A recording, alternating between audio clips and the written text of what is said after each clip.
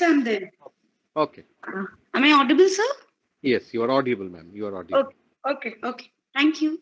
Um, a very good afternoon to everyone. And thank you to the organizers of this webinar for giving me an opportunity to present my paper. The topic of my paper is Who Bears the Cost? A study on multi-purpose projects in Jharkhand. Before I start, I would like to start by defining what is development. Now, one can define development as an improvement in economic and social conditions of a country, thereby with proper management of natural and human resources, creating wealth and general well-being, and leading to conditions that lead to realization of potentials of human personality. Now, this is the very basic definition of development that is the ideal definition that must be followed. Now, where lies the problem?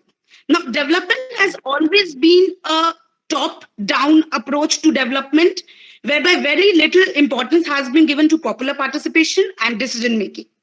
Now, those who set the national agenda for development generally fail to represent the heterogeneity and diversity in the society and the economy, leading to concentration and consolidation of power and resources in few hands.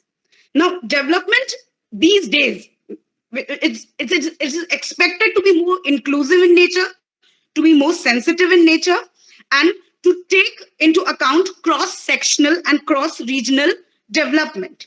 Development must also keep in mind human security and sustainability.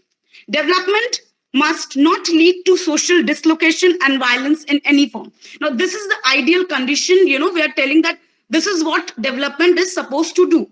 Now, let's come to Jharkhand. Now, we all know that Jharkhand was carved out of Bihar, and Jharkhand, the name itself suggests it's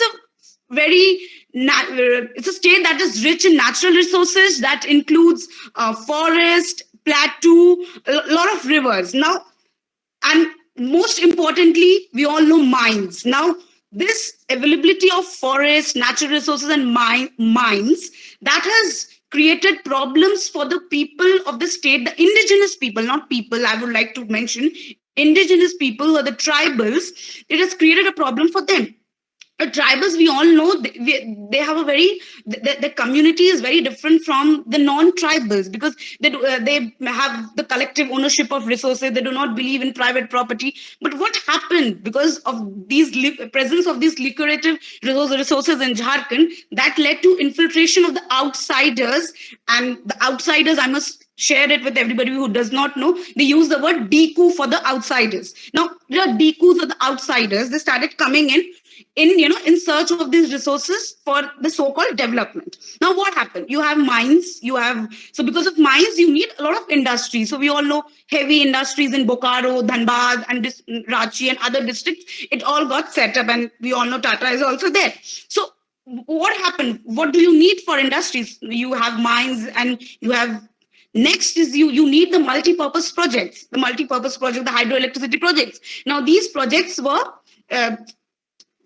to provide irrigation. The irrigation facilities were to provide water, and most importantly, to provide electricity for these heavy industries that were set up in the state. Now, I would be talking about three major multi-purpose projects. One is the Koel Karo, second is the Chandil Dam, and other is the Kutlu Mandal Dam. Now, the Koel Karo project is was basically this Koel Karo. It's a part of the Khuti district, which was previously it was a Ranchi district, and it is between three rivers, three hills: the Kaimara Hills, the Rajmahal Hills, and the Vindhyachal Mountains. Now, basically, the Khuti district is also a district that is mostly inhabited by the tribals, and the tribals of the Munda and the Orao origin. Now, it was said that there were two dams that were proposed to be constructed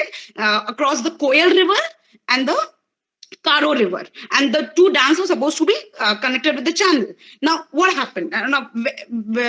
It was supposed to initiate 710 megawatts of power and all, but where was the problem? Where did the problem started? It had dislocated around as per the proposed plan 7,000 families and more than 120 villages in the region.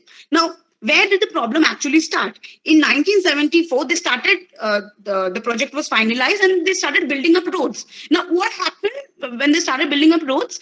The laborers who were involved in building the roads, they were called from outside. I mean, the locals, they were not being involved. Okay, a local office also of the project was set up in the Torpa block. The Torpa block is basically, it is in the Khuti district of the of Jharkhand. So it was also set up, and in revolt, of this project, two organizations came up: Jan Sanyojan Samiti and Jan Sangharsh Samiti.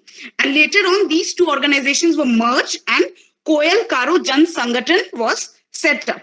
Now, what happened? Now, then people started, they would not allow, and it was absolutely a peaceful protest, and people said they will not allow the construction of the dam at all. And in 1980, these tribals basically started revolting with bows, and it was mostly non-violent. They started building barricades across the block in order to, and they did not allow any construction work to take place. Now, project came under the National Hydroelectricity Power Corporation, and the Bihar government also tried to send armies to get hold of the tribal lands, which was actually again revolted, protested, and everything. But ultimately in 2003, it led to a lot of violent protest. And Narasimha Rao also, once he wanted to inaugurate the project, but he was also like not allowed. And then even Excuse the me, then madam. Excuse me, madam. Please yes, sir. conclude. Please Okay, conclude. okay, okay, sir. Okay, sir. Sorry. So there was another project, the Swarna Rekha. This project was cancelled. So in short, I would like to say the Swarna Rekha multi-purpose project that included the Chandil Dam. That was also, this project was successful. This was also constructed, and the another project was Kutku Mandal Dam that was in the Latehar district, which included the Palamu Tiger Reserve. Now, the three projects. One was totally cancelled. The Koel Karo. Chandil was successful. The Kutku Mandal Dam was initially, it was cancelled, but in 2008, Prakash Javadkar, he had given a green signal for the project. Now, the few important things. Please Yes, conclusion. just 1 minute, just 1 minute. That it was mostly the movements were mostly the tribal versus the non-tribal. The movements were mostly against the taking of the land and not giving the compensation, corruption related to compensation and giving of jobs. And the most important thing is all the three movements, and most of these movements, anti-dam movements in Jharkhand, were mostly related to, ultimately it culminated into the formation of the separate state Jharkhand, and the demand for the separate state was also related to these three movements. Okay, thank you. Thank you, Ms. Shalini What Gupta.